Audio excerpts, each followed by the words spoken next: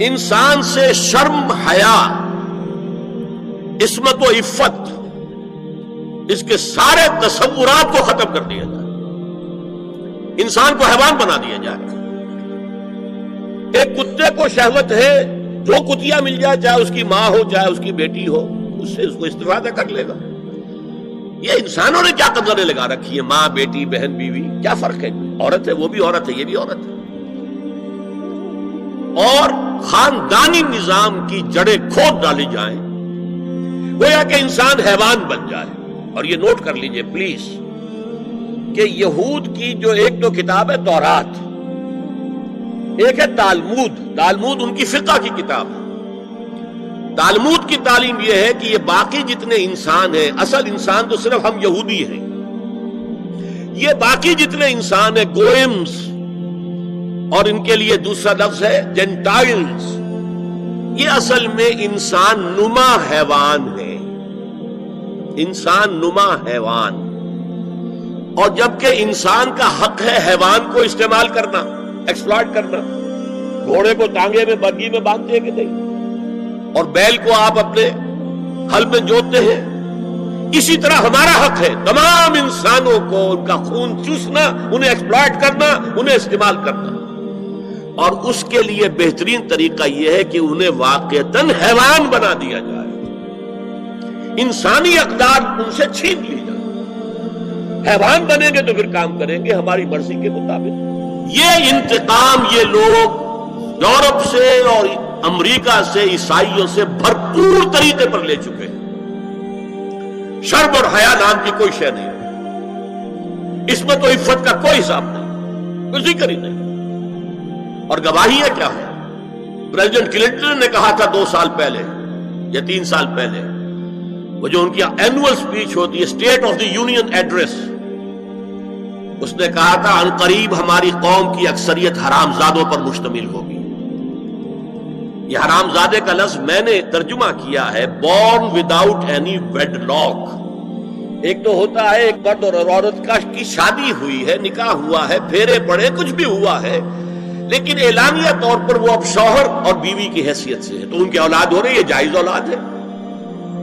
ایک بغیر شادی کی اولاد ہو رہی ہے تو یہ حرامی ہے، حرام زادے ہے۔ انہوں نے کہا کہ ہماری قوم کی اکثریت حرام زادوں پر مشتمل ہے۔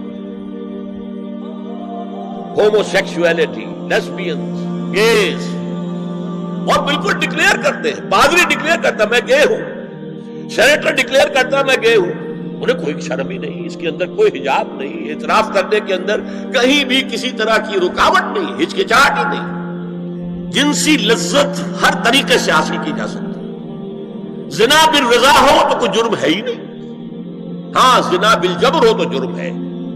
کہ یہ مغرب یہودیوں کی سازش کے تحت اور امریکہ کی عظیم قوت کو استعمال کرتے ہوئے، سول سپریم پاور آن ارتھ، آج یہ ہمارے گرد گھیرا تنگ کرتے چلے آ رہے ہیں کہ ہمارا معاشرتی نظام بھی تلپٹ ہو جائے، درہم برہم ہو جائے، ہماری اقدار بھی ختم ہو جائے، ہمارے ہاں بھی عورت اور مرد بالکل برابر ہونے کے مدعی ہو کر میدان میں آ جائیں، عورت مرد بن جائے، مرد عورت بن جائے، مردوں کی شادیاں ہو جائیں کہ ایک مرد شوہر اور ایک مرد بیوی، اور رجسٹر ہو جائے شادی۔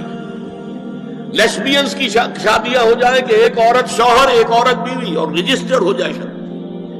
یہ سارا کام ناتل ارض ننقصھا من اطرافھا، اس کی مثال کیا ہے کہ پہلے اس پروگرام کے تحت 1994 میں کانفرنس ہوئی قاہرہ میں، عرب ورلڈ کا وہ مرکز ہے۔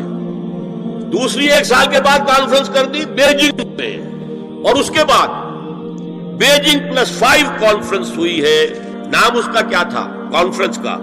Women 2000، gender equality, development and peace for the 21st century.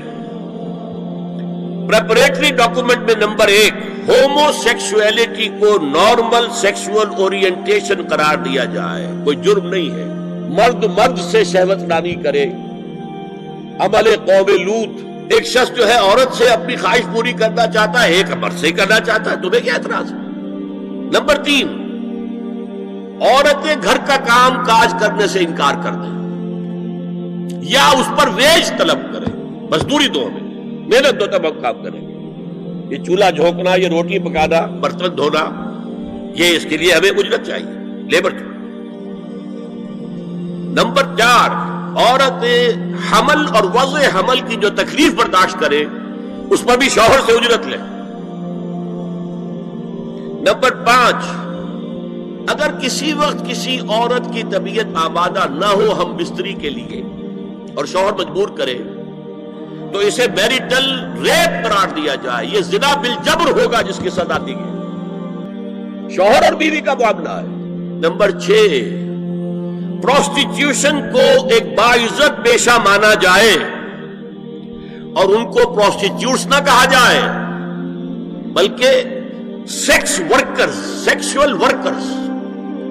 7، وراثت اور طلاق میں بالکل برابری، کوئی فرق نہیں. اب یہ خاص چیز تو معلوم ہوتا ہے کہ اسلام ہی کو ہدف بنا کر انہوں نے ایجنڈے میں شامل کیا. اگر شوہر اور بیوی کے درمیان اعتماد نہ ہو، شوہر کو یہ یقین نہ ہو کہ میں جب باہر جاتا ہوں میری بیوی کیا کرتی ہے، اور بیویوں کو یہ یقین نہ ہو کہ میرا شوہر جب باہر جاتا ہے تو کیا کرتا ہے، اگر بد اعتمادی ہو جائے، اگر شوہر کی نگاہ میں کوئی اور عورت جو ہے وہ آ گئی ہے، کھب گئی ہے، اب اس کی توجہ اپنی بیوی پر سے ہٹ جائے گی، اسے خواب میں وہی آئے گی. یہ بانڈ آف لو کمزور ہو گیا. اگر باپ کو یہ یقین نہ ہو کہ یہ اولاد میری ہی ہے تو وہ خاندان کا ادارہ دراڑیں پڑ گئی. لہذا اس خاندان کے ادارے کو مضبوط رکھنے کے لیے سب سے اہم کام کیا ہے کہ جتنی بھی سیکشول اٹریکشن ہے یہ دو صنفوں میں، مرد اور عورت، یہ سینٹرڈ رہے، مرکوز رہے شوہر اور بیوی کے درمیان. انتشار نہ ہو، نگاہ ادھر سے ادھر نہ جائے، بلکہ ان کی پوری توجہ، آپس میں اعتماد ہو، آپس میں محبت ہو.